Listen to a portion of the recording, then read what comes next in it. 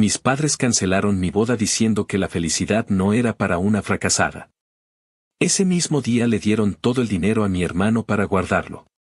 Ahora que los estafo, ellos me exigen recuperar ese dinero. Les puse una condición, que se largaran de mi vida.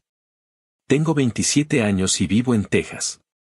Si cierro los ojos todavía puedo oler ese salón de eventos con alfombra vieja, mezclado con el perfume dulzón de mi mamá y el puto nervio de estar revisando por 10ª vez el correo del venue para confirmar el pago final.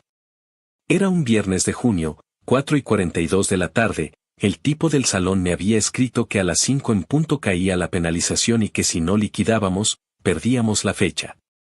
Yo tenía listos los comprobantes de todo lo que ya habíamos pagado, el depósito del local, el adelanto del DJ, las pruebas del pastel, el ramo que escogí con las peonías que me encantaban porque me recordaban a mi abuela. Faltaba el golpe grande, los $7,800 del pago final del salón y el upgrade del catering porque mi papá juró que él se encargaba y que a su niña la iba a ver entrar como princesa. Pinche chiste. A las 4:47 me marcó mi mamá. Yo estaba sentada en la mesa del comedor, con el reloj digital del microondas mirándome como si me estuviera contando los segundos de dignidad que me quedaban. Mi prometido, ahora mi esposo, caminaba en círculos con esa manera suya de apretar la mandíbula cuando se está tragando la preocupación. Contesté, y mi mamá, sin saludar, sin un carajo de humanidad, me dice con su voz de misa de domingo que ya pensaron mejor las cosas y que no van a poner ni un centavo. Yo, que soy medio pendeja pero no tanto, pensé que era una de esas pruebas asquerosas que a veces me hacían para ver si me ponía las pilas. Le pregunté qué estaba diciendo, que el salón vencía en minutos, que por qué me hacía esa mamada hoy. Y ahí fue cuando suelta la frase que se me tatuó en la nuca, que la felicidad no es para una fracasada y que más bien le habían dado ese dinero a mi hermano para que lo guardara porque él sí sabe administrarse. Me reí. No porque tuviera gracia, sino porque el cuerpo hace ruidos raros cuando se te cae encima un edificio. Le pregunté, todavía con ese tonito estúpido de quien espera que le digan broma, que como que se lo dieron a mi hermano, que para qué, que por qué hoy. Me respondió como quien comenta el clima, diciendo que pasaron por el banco, que hicieron una transferencia y que mejor lo tenía él por si a ti te daba por echarte para atrás, y que además a ella nunca le cuadró mi carrera. Que no ganas lo suficiente, que no sería justo premiar la mediocridad. Yo sentía las orejas ardiéndome. Mi papá aparece en la llamada por el altavoz y lo único que agrega, con ese tono de jefe barato que cree que está diciendo una sentencia bíblica, es que tu hermano siempre ha sido de resultados y que en esta vida la plata va con quien sabe moverla. Me estaban cancelando la boda con frases que sonarían menos crueles si vinieran bordadas en cojines. Colgué. No grité, no lloré, no hice un show. El reloj del microondas marcó 4:55 y yo abrí el correo del salón para escribirle al gerente que no íbamos a poder cubrir, que entendía la penalización, que gracias por todo. Mi prometido dejó de caminar y se me acercó tan despacio que me dieron ganas de decirle que corriera, que algo en mí se estaba desmoronando y que si no me abrazaba ya, me iba a esparcir por el piso como vidrio molido. Me preguntó si quería que él intentara completar con su tarjeta, no podía, no con el límite que teníamos y todo lo que ya habíamos pagado. Teníamos la corte como plan B, pero nunca fue el sueño. El sueño era la entrada con luces cálidas, el brindis con los primos gritones, la tía llorando feo, la foto con mis papás donde me vieran como algo distinto a la puta decepción que repiten que soy desde que tengo memoria. Antes de que el correo del salón rebotara con su entendido, lamentamos la situación, sonó otra vez mi celular. Mi hermano. Me manda un audio, y yo, idiota, lo escucho. Dice que no me lo tome personal, que esto es por el bien de todos, que él va a resguardar el dinero porque papá confía en su criterio y que cuando todo esté claro quizás se ve si hay algo para mí. Lo cuenta como si fuera el tesorero de una empresa y no un cabrón que toda su vida se ha alimentado del plato que yo lavo. Remata con una joya, que no me caliente y que si de verdad me ama mi novio, pues se casan en la corte, ¿qué tanto? Quise contestarle que ojalá le diera diarrea crónica el resto del año, que se le cayera la sonrisa esa de niño dorado, pero no dije nada. Guardé el audio, apagué el altavoz y me dediqué a respirar. Después de las 5, el correo del salón llegó con su tono pulcro de funeral, fecha liberada, depósito perdido, suerte para la próxima. Me metí al baño y me vi en el espejo con el delineado que me había hecho para ir a firmar el cheque final, como si la cara maquillada pudiera convencer a la realidad. Pensé en mi vestido, colgado en mi closet en una bolsa que crujía cada vez que abría la puerta, con ese color marfil que yo juraba que me hacía ver más alta. No había drama cinematográfico, no había lluvia golpeando ventanas, no había música triste. Solo yo, un correo, un reloj, y 2 personas que decidieron que su hija merecía un escupitajo en el día que más ilusión le hacía. Y todo porque en su escala retorcida, amar bien no era suficiente si no llevaba un precio de lista pegado. Nos casamos en la corte 2 semanas después, un miércoles a las 10 de la mañana, con 2 amigos como testigos y un juez con prisa pero amable. Llegué con un vestido blanco sencillo que compré online, él con una camisa azul claro y unos zapatos que se puso por primera vez y que le hicieron una ampolla horrible que parché con una curita en el estacionamiento. Tomamos café, nos reímos, lloramos poquito, y hubo un beso que me supo a resurrección. Fue íntimo, fue real, y fue nuestro. Pero no voy a embellecer la herida, el hueco que dejaron mis papás ese día no se tapó con el anillo ni con el papelito con el sello. Yo quise una familia alrededor y lo que tenía eran 2 jueces de carácter que prefirieron premiar al hijo prodigio y humillar a la hija que no dio una. La parte que me revienta es que no fue un arranque aislado. Fue la culminación de un guión donde mi hermano siempre sale en primer plano con luz cálida y yo en sombras, sosteniendo utilería. Cuando él reprobó una clase en la universidad, fue un mal semestre. Cuando yo me cambié de carrera porque estaba trabajando de noche y no me daba la vida, fui inconstante. Cuando él pidió dinero para su primer carro, fue inversión. Cuando yo pedí un préstamo para el depósito del apartamento, fue derroche. Y aún así, yo cargué cajas cuando él se mudó, hice filas en el DMV para que no perdiera el turno, llevé a mis papás al médico, llené formularios, coordiné citas, todo ese trabajo invisible que no tiene medalla. Siendo honesta, me lo hice a mí misma, traté de comprar cariño con servicio. Y ese día en el que tenían que sostenerme, me soltaron para ver si sabía volar. No sé en qué momento exacto se me cambió el chip, si fue cuando mi mamá pronunció fracasada con la boca apretada, o cuando el gerente del salón me escribió lo siento. O cuando mi esposo me tomó de la mano con esa terquedad suya de no te vas a caer sola. Sé que al terminar ese día, me prometí algo sencillo y brutal, no volver a poner la cara para que ellos practicaran su puntería. Pensé que iba a significar distancia y ya, un silencio cómodo, cada quien por su lado. Pero la vida tiene un humor negro cabrón, y unos meses después empezó el desmadre de verdad. Porque sí, ese mismo día que me llamaron para mandarme al carajo, también movieron todo el dinero al nombre de mi hermano con la excusa de guardarlo. No sé qué tipo de guardia cree mi papá que hace un sujeto que nunca ha guardado un secreto, mucho menos $1, pero así fue, firmaron una transferencia bonita. Posaron para sí mismos como padres estratégicos y le soltaron la bolsa al niño mimado. Pasó el tiempo, yo hice mi duelo, construí mi casita con mi esposo, metafóricamente, al principio, con muebles de segunda y plantas que se me morían por regar las demás, y cuando pensé que ya no me iban a tocar la puerta, volvió el timbre con insistencia. Primero fueron mensajes pasivo-agresivos de mi mamá diciendo que extrañaba a su hija y que deberíamos hablar, luego, el tono cambió a necesitamos hablar y más tarde a urge hablar. Yo estaba lista para ignorarlo hasta el fin de los tiempos, pero metieron a la conversación esa palabra que a mis papás los mueve como palanca, dinero. Resulta que el guardadito no estaba tan guardado. Se fue, paf, como humo. Y claro, ahora sí yo era la más responsable, la que entiende de números, la que puede negociar. Les escuché los lloriqueos y los reproches como quien escucha estática, y cuando por fin pidieron, no, exigieron, que ayudara a recuperar el fondo familiar, les respondí con la voz más calmada que me ha salido en toda mi vida. Los voy a ayudar con una condición. Firmamos un acuerdo de no contacto, desaparecen de mi vida para siempre una vez que esto se resuelva, y no vuelven a arrastrar mi nombre por el piso para levantar al santo varón que criaron. Si quieren que yo entre a limpiar su cagadero, lo hago, pero me pagan con lo único que realmente me pueden dar a estas alturas, paz. Ese es el punto de partida. Me cancelaron la boda llamándome fracasada, le entregaron el dinero a mi hermano para que lo guarde, él lo hizo desaparecer como si hubiera metido la mano en un triturador y ahora que les explotó la granada. Vienen a buscar a la misma hija que dejaron de lado en el día que debería haber sido uno de los más felices de su vida. Mi condición está sobre la mesa y no la pienso mover un centímetro.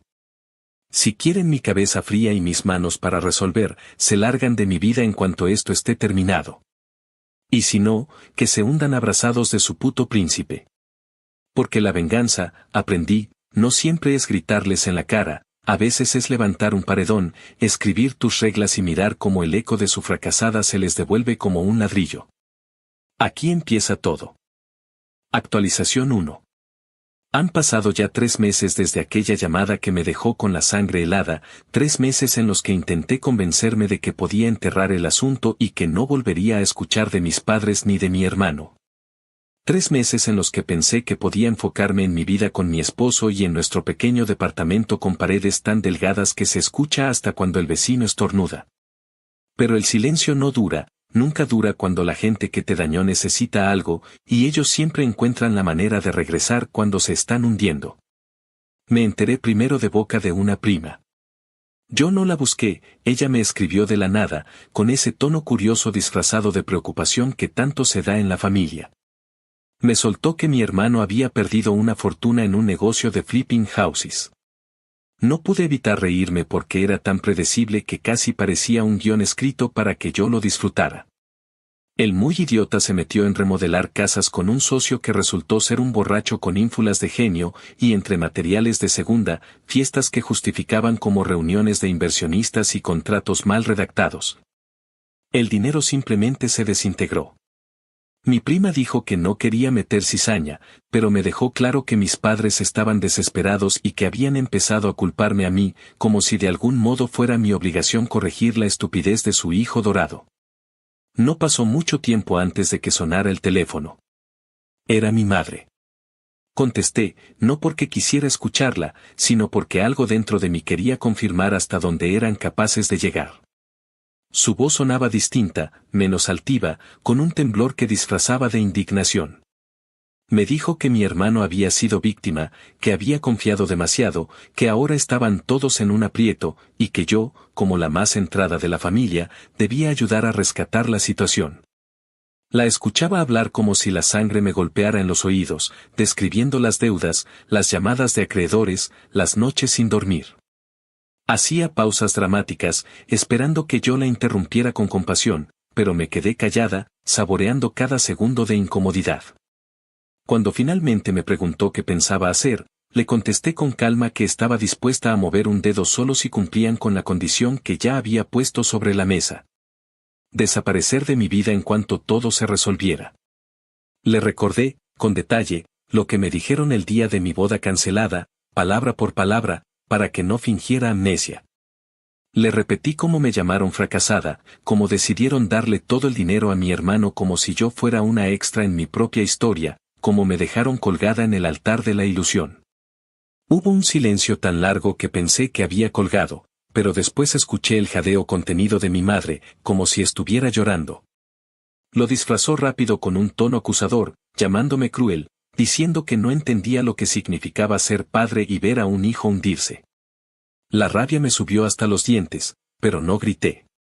Le respondí que precisamente yo sí sabía lo que era ver a alguien hundirse, porque el día que cancelaron mi boda, me dejaron ahogarme y no movieron un dedo. Me atreví a decirle que no esperaba lágrimas falsas, que si querían mi ayuda debían tragarse el orgullo y firmar el acuerdo de no contacto. Fue la primera vez en mi vida que sentí que hablaba desde un lugar de poder y no desde el rincón de la hija obediente. Al colgar, mi esposo me abrazó como siempre hace, sin muchas palabras, y me dijo que hiciera lo que me diera paz. Esa noche no pude dormir. No porque me pesara lo que había dicho, sino porque por primera vez me sentí en control de mi historia.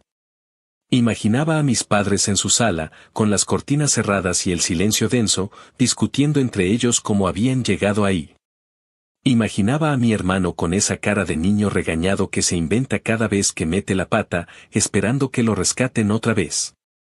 Y yo, A kilómetros de distancia, en un apartamento pequeño pero mío, respiraba más tranquila que nunca. Lo que no esperaba era la intensidad con la que empezaron a insistir después. Llamadas a todas horas, mensajes largos cargados de reproches, correos electrónicos con líneas como no puedes darle la espalda a tu sangre o no seas tan fría.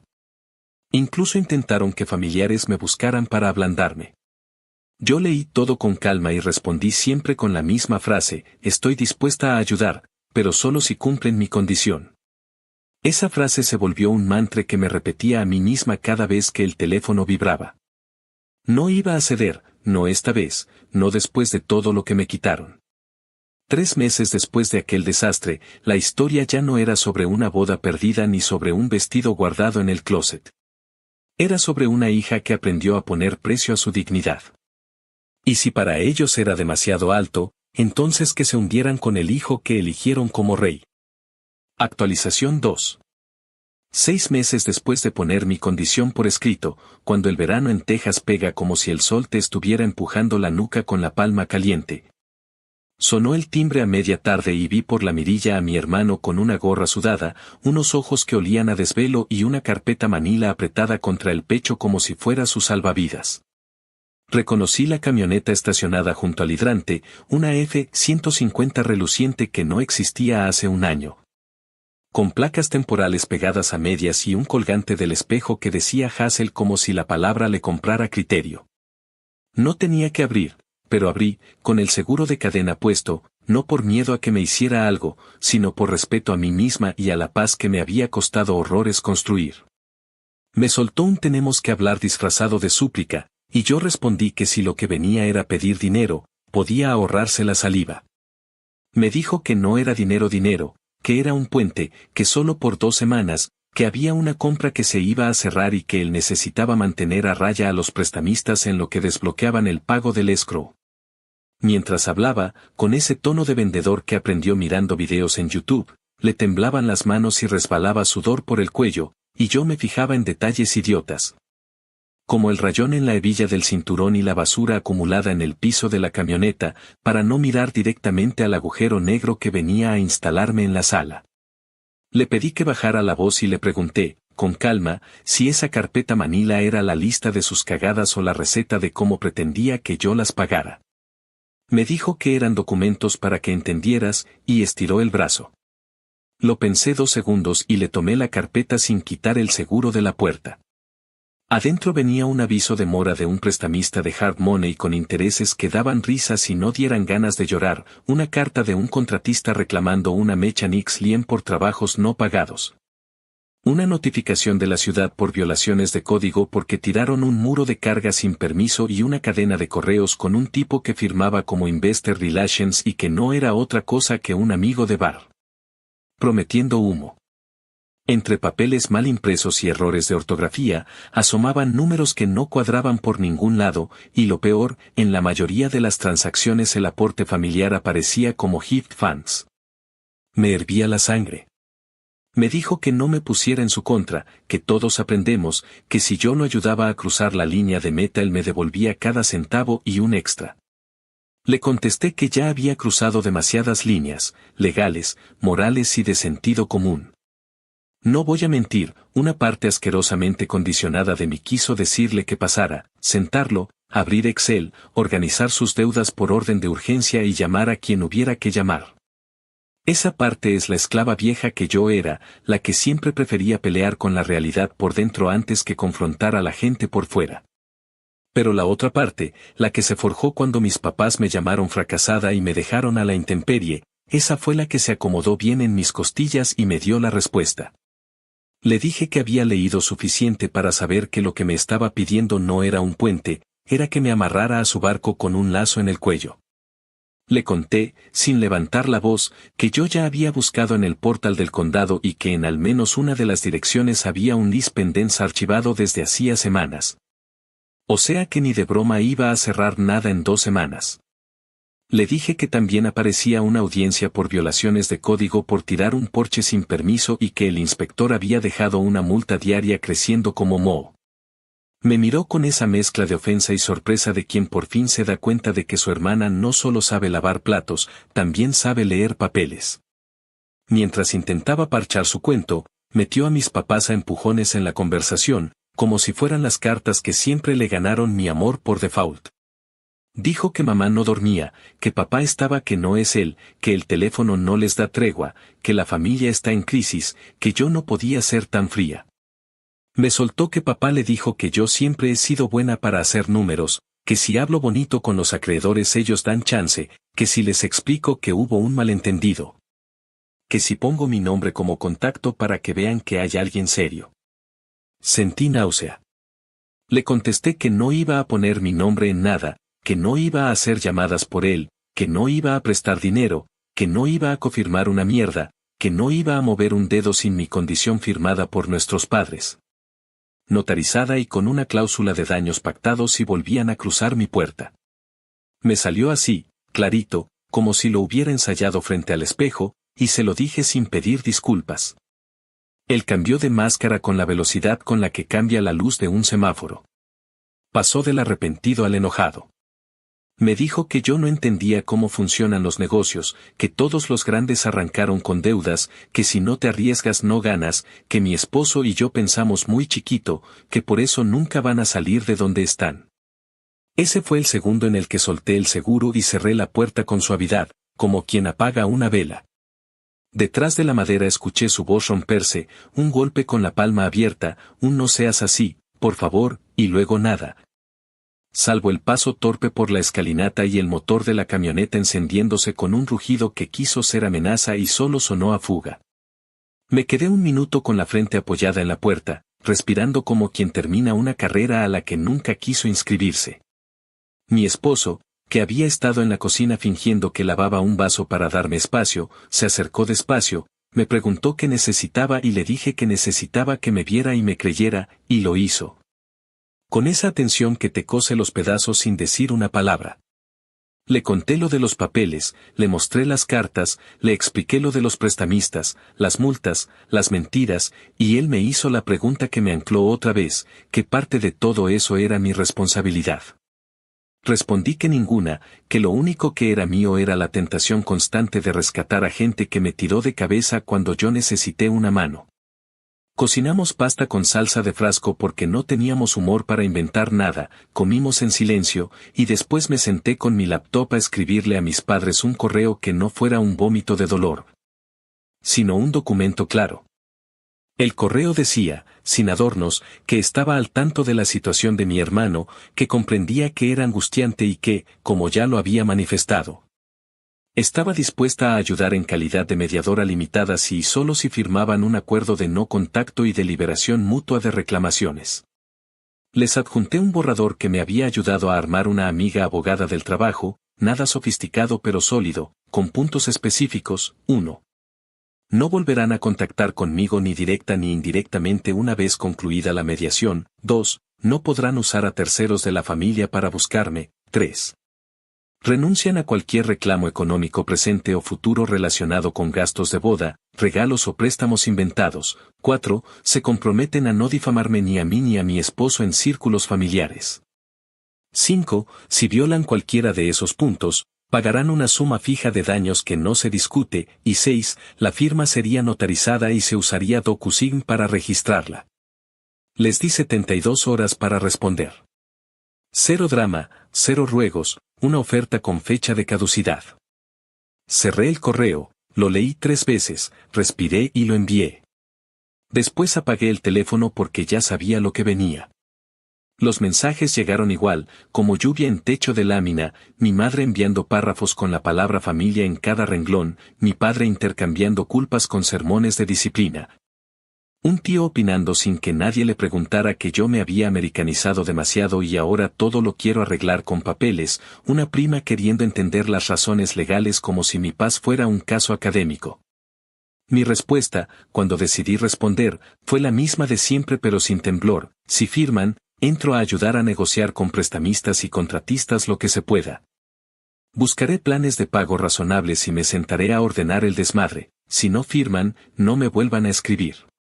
Me reí sola al darme cuenta de que la versión vieja de mí se habría deshecho explicando por qué cada cláusula era justa, habría intentado suavizar el lenguaje para que no se sintieran atacados.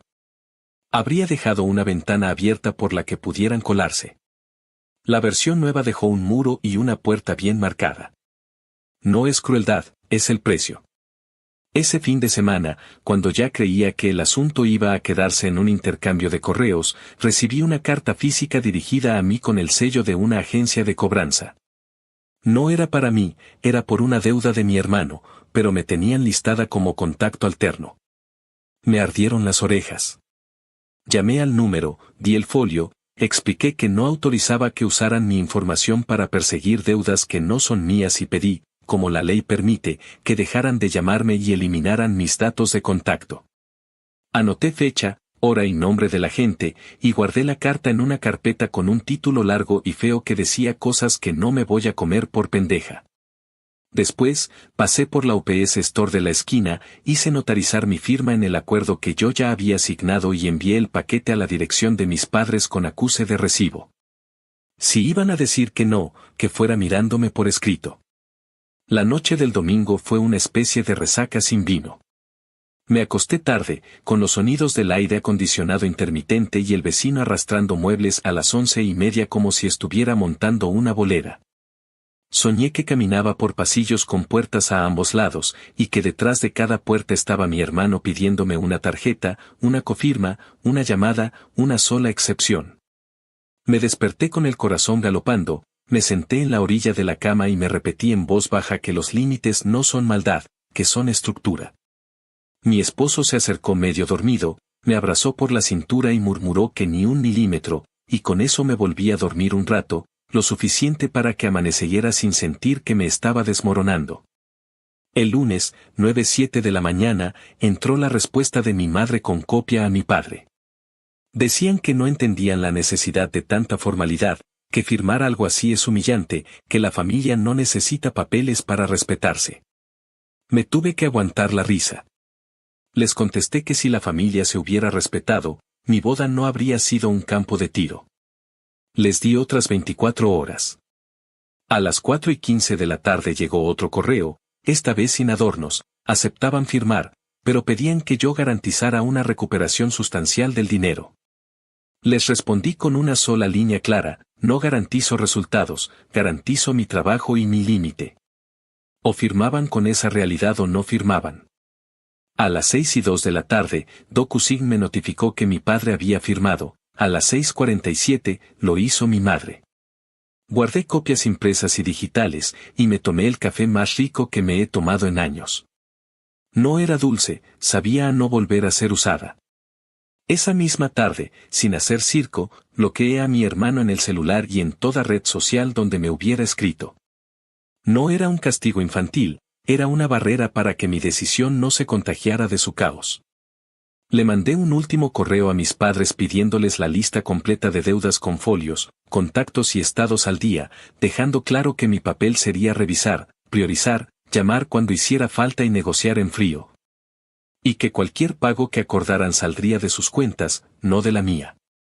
Me puse un calendario con 3 horas a la semana para ese desmadre, ni una más, y me prometí no convertirlo en mi trabajo invisible eterno. Ese fue el cierre de ese capítulo de 6 meses, mi hermano tocando la puerta con su carpeta de incendios, yo cerrando la puerta con mi acuerdo en la mano. Mis padres entendiendo por fin que si querían el cerebro y la calma de la fracasada, tenían que pagar con silencio a futuro. La venganza, en ese punto, ya no era un grito, era la logística de mi paz. Y aunque todavía no lo sabían, ese fue el día que empezó su caída de verdad, sin mi cuello amarrado a su volante. Actualización 3.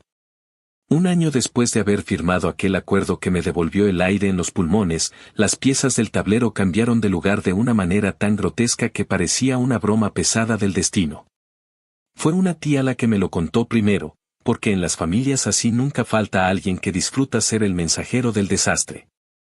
Me llamó un martes de septiembre, con esa voz entre excitada y falsa compasiva, para contarme que mis padres habían vendido la casa en la que crecimos. La misma casa de ladrillos rojos con las jardineras mal cuidadas, el mismo garaje que olía a aceite quemado y bicicletas oxidadas. La misma sala en la que me gritaron que era una fracasada mientras mi hermano recibía aplausos por respirar. La habían vendido, según ella, para cubrir parte de las deudas que mi hermano había acumulado, deudas que no bajaban de cientos de miles de dólares entre prestamistas privados, contratistas que los habían demandado y hasta un banco que no quiso refinanciarle porque olía a quiebra a kilómetros de distancia. Me quedé en silencio mientras mi tía hablaba sin freno, describiendo cómo ahora vivían en un departamento pequeño, de esos que están al borde de la carretera, con alfombras baratas que parecen manchadas desde que las instalan y vecinos que meten el carro en reversa a medianoche con la música a todo volumen. Mi madre, según ella, lloraba diciendo que extrañaba su jardín y que no sabía cómo se había llegado a eso. Mi padre, por su parte, repetía que había hecho lo correcto porque la familia lo necesitaba y que sacrificar la casa era una prueba de amor paternal.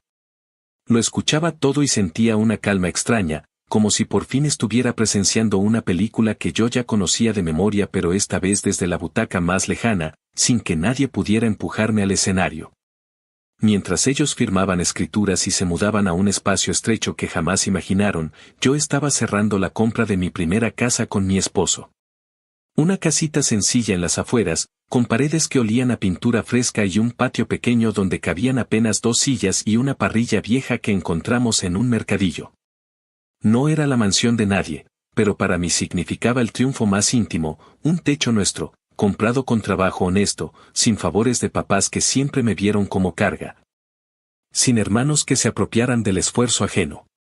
Recuerdo que el día que firmamos los papeles en la oficina del notario, me sudaban las manos igual que cuando me dijeron que no había boda, pero esta vez era distinto, esta vez el sudor era de nervios buenos.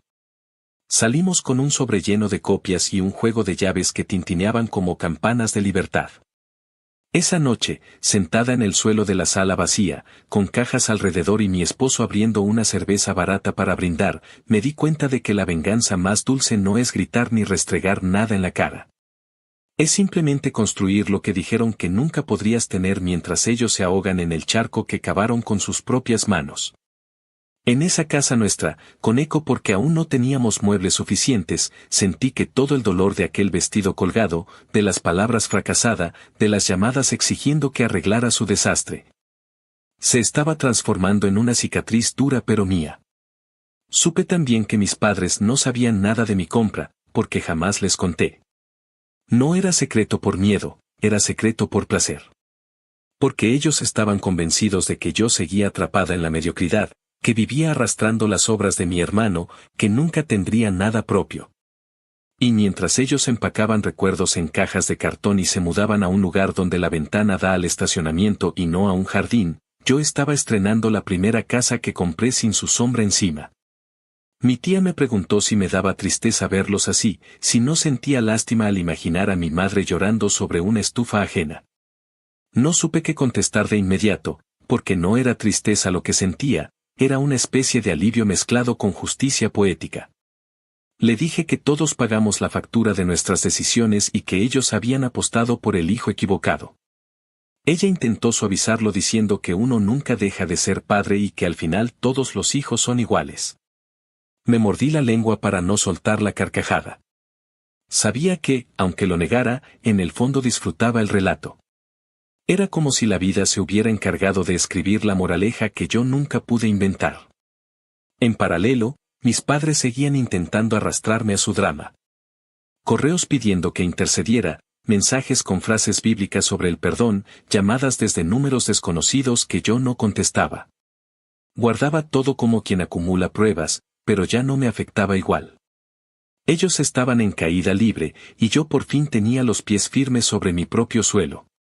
Y lo más irónico de todo era que la mujer que ellos llamaron fracasada, la que no merecía felicidad, era la única de esa familia que estaba levantando un hogar con bases sólidas.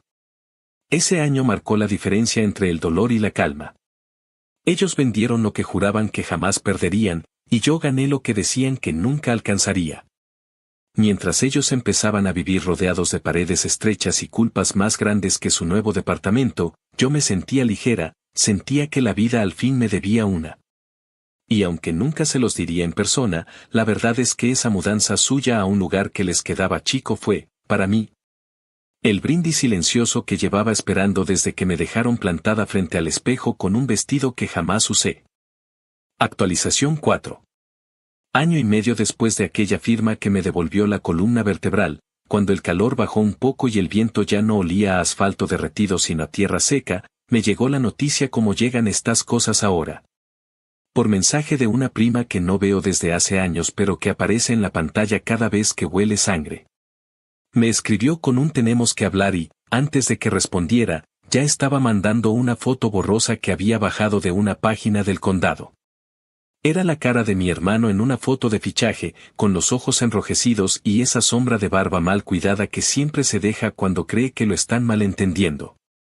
Abajo, en letras frías, la lista de cargos: fraude, falsificación, robo por engaño.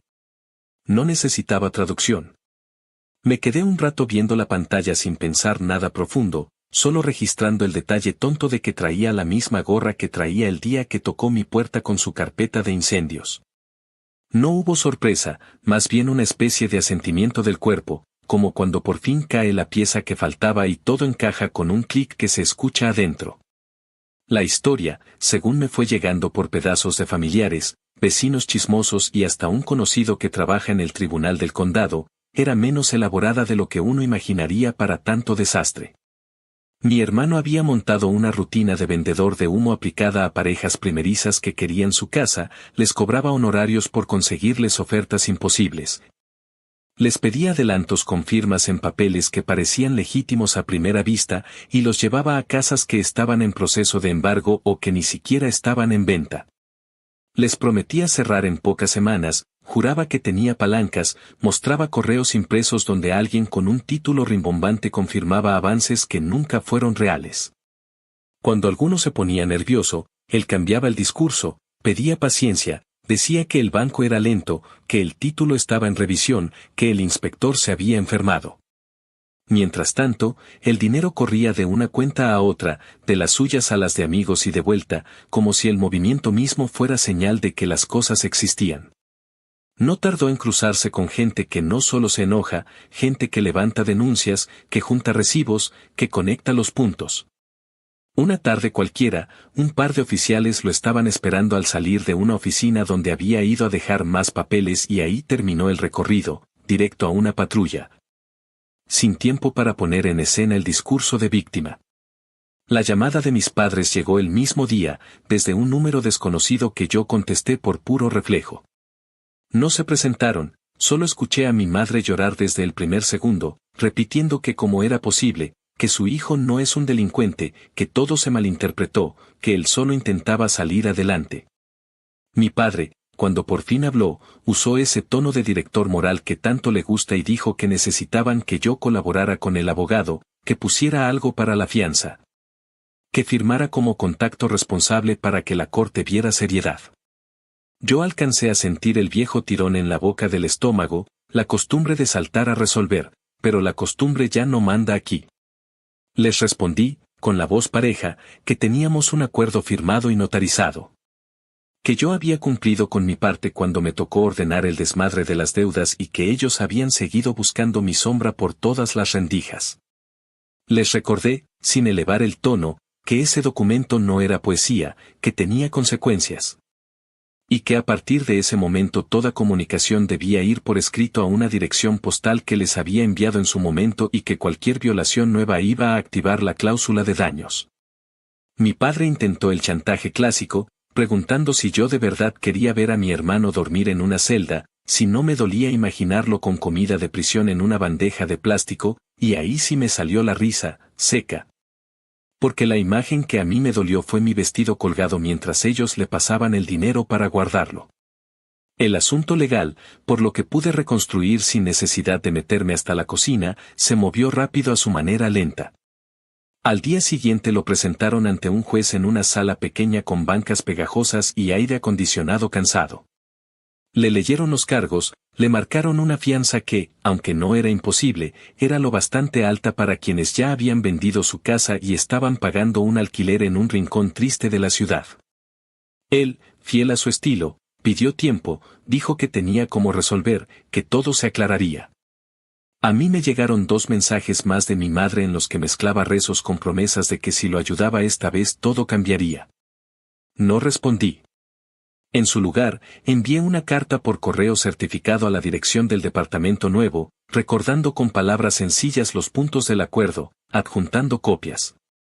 Y anotando fechas y horas de las comunicaciones que yo consideraba en violación. No era para asustarlos, era para no dejar huecos por donde después intentaran colarse con el cuento de que no sabían. Si iban a seguir tocando la puerta con el mismo discurso, cada golpe iba a costarles. En paralelo, alguien que yo no conocía me llamó diciendo que era de una oficina de fianzas y que mis padres lo habían referido a mí porque usted es la que decide en la familia. Me carcajeé cuando colgué.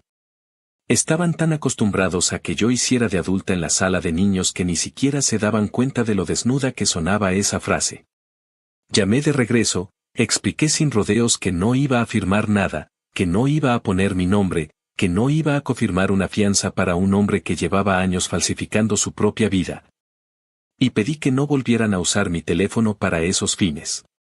También hice algo que me salió de la parte más práctica que tengo, revisé de nuevo los registros públicos del condado, vi los números de caso, confirmé que había una investigación con varias víctimas apuntando a lo mismo.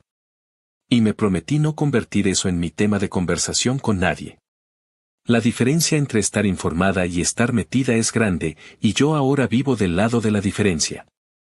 Esa semana, entre el trabajo, la casa y la rutina de intentar aprender a cuidar plantas que no se rindan conmigo, hubo ratos en los que me sentía sucia de recuerdos. Me venía a la cabeza la imagen de la mesa del comedor donde imprimí el acuerdo y pensé en cómo un papel puede ser la frontera entre que te devoren y que te dejen en paz. Recordé la primera vez que me dijeron fracasada, como esa palabra parecía una piedra en la lengua, y la comparé con la palabra que ahora sostenía todo, límite. Límite significa que no voy a un juzgado a defender a quien se dedicó a desarmar sueños ajenos por dinero. Límite significa que no uso mis horas libres para hacer llamadas que me quitan sueño y me agregan culpa que no me corresponde. Límite significa que, aunque me pidan que sea buena hija, yo soy primero la guardiana de mi propia vida. Puede que suene cruel para quien se alimentó siempre de mi servicio, pero la crueldad fue cancelar mi boda para premiar al hijo prodigio, la crueldad fue usarme de sostén hasta que se quebraron. La crueldad fue exigir que arreglara sus incendios con mis manos mientras ellos jugaban a ser inteligentes. El día en que lo trasladaron del calabozo inicial a la cárcel del condado, mi tía volvió a escribir, esta vez con un tono de consejera que no le conocía. Decía que quizá yo podría hablar con alguien para que le dieran un abogado mejor, que la defensora pública estaba abrumada y que se necesitaba alguien de la familia con cabeza para coordinar todo. Le respondí con pocas frases claras, le dije que no iba a gestionar abogados ni calendarios de audiencia, que si mis padres querían contratar a alguien, que lo hicieran con su dinero y su tiempo. Y que si necesitaban mis datos para meterme en los trámites, que se buscaran otro nombre porque el mío no iba. Ella dijo que me iba a arrepentir, que la sangre llama, que Dios ve todo. Me encogí de hombros frente a la pantalla y me fui a regar el pequeño jardín con la manguera corta que apenas alcanza a las macetas del fondo. Los chorros de agua levantaron olor a tierra mojada y por un momento solo existió eso, un sonido humilde que me bajó el volumen del resto. Mis padres, al ver que yo no iba a abrirles la puerta del cielo por milagro, hicieron lo que siempre hacen cuando se sienten en una esquina, buscaron culpables. Me enteré por un primo que, en una de esas comidas familiares donde la conversación es puro serrucho, mi madre dijo que yo lo había dejado caer, que mi frialdad lo había empujado al abismo. Que si yo hubiera puesto tantito nada de esto estaría pasando. Mi padre asentía, claro, entre bocado y bocado, como si en esa mesa se pudiera dictar historia. No reaccioné con rabia, reaccioné imprimiendo, otra vez, los correos donde aceptaron el acuerdo y los mensajes donde me pedían que mediara cosas que ya no eran de mi resorte. Guardé todo en la carpeta que lleva el título más feo y más útil de mi vida. No guardo pruebas por amor al pleito, las guardo por respeto a mi memoria, para que el gaslighting no encuentre cama. Una tarde de fin de semana, cuando el sol se estaba escondiendo atrás de los árboles flacos del vecindario y el aire olía a carne quemándose en parrillas baratas, me senté con mi esposo en la mesa nueva que compramos en una tienda de segunda y le conté el último capítulo, que mis padres querían que yo me hiciera cargo del abogado, que estaban buscando una cofirma para la fianza, que estaban repartiendo culpas como volantes. Él, que tiene esa serenidad que necesito cuando el pasado me jalonea, me preguntó si quería que cambiáramos el número de teléfono, que podíamos hacerlo y avisar solo a quienes de verdad son nuestra gente. En vez de eso, tomé el celular y bloqueé a mis padres en todos los canales donde todavía tenían una rendija. No hubo ceremonia. Solo una decisión que se hace con el dedo en la pantalla y que pesa en la vida como una puerta que no se vuelve a abrir. Después, para que no quedara duda, envié por correo físico una última notificación con lenguaje sencillo: han violado repetidamente el acuerdo. A partir de ahora cualquier intento de contacto será canalizado a través de un tercero legal, no vuelvan a llamarme, no vuelvan a escribirme, no vuelvan a mandar recados con nadie. Firmé, metí el papel en el sobre, lo sellé y sentí la paz áspera de hacer lo que habría querido hacer hace años. El resto se acomodó sin que yo hiciera nada. Mi hermano consiguió un abogado de esos que hablan fuerte y prometen cielos y les pagan por adelantado. A los pocos días, el discurso del abogado cambió a algo más realista, que lo mejor era negociar, que quizá un acuerdo. Que quizá admitir algunas cosas para evitar un daño mayor. Mis padres, con la dignidad hecha trizas, siguieron tocando puertas que ahora se les cerraban. Amigos que antes se tomaban fotos con ellos en fiestas dejaron de contestar. Parientes que antes eran todo comprensión ahora ponían distancia. La caída, que al principio parecía un tropezón, se volvió pendiente. Yo, desde la orilla, aprendí a ver sin asomarme demasiado. Hay un morbo fácil en mirar el desastre de quien te hizo daño, pero ese morbo también es una cuerda que te puede jalar. Preferí quedarme en mi terreno, en mi casa con su olor a pintura que ya no es tan nuevo. Con el ruido de la lavadora que se traga medias, con la rutina de colgar luces baratas en el patio para cenar afuera cuando el clima perdona. Pienso a veces que la gente cree que el karma es magia, un rayo que le cae al malo mientras el bueno aplaude. No. El karma es ruta y es contabilidad. Son las cuentas que no se pagaron y que un día llegan con recargo. Mis padres apostaron todo a su hijo estrella, y cuando la estrella empezó a explotar, quisieron que yo fuera el amortiguador. La venganza que me quedó fue simple y limpia: hacer valer un papel, honrar mis límites, no rescatar. Puede sonar poco espectacular para quienes esperan una escena final con gritos y vasos rotos. Para mí es suficiente. A partir de ese día en que lo vi con cara de ficha policial y escuché a mis padres repetir los viejos trucos, quedó claro que mi papel en su obra se terminó. No soy la de utilería, no soy la enfermera de la familia, no soy la contadora de emergencias.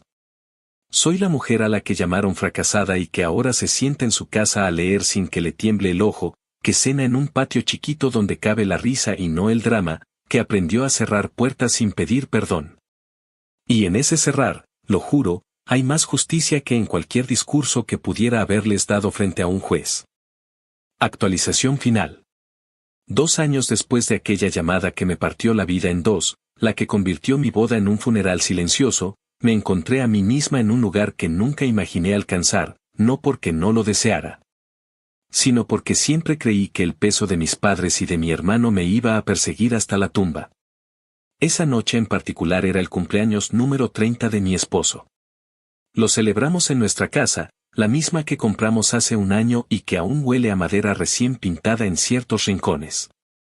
Había unas 10 personas, amigos cercanos, compañeros de trabajo que se volvieron familia por elección, y la mesa larga estaba cubierta con platos sencillos, ensaladas, carne al horno, cerveza fría y una tarta improvisada que yo misma preparé porque nunca quise pagarle a una pastelería por algo que puedo hacer con mis manos.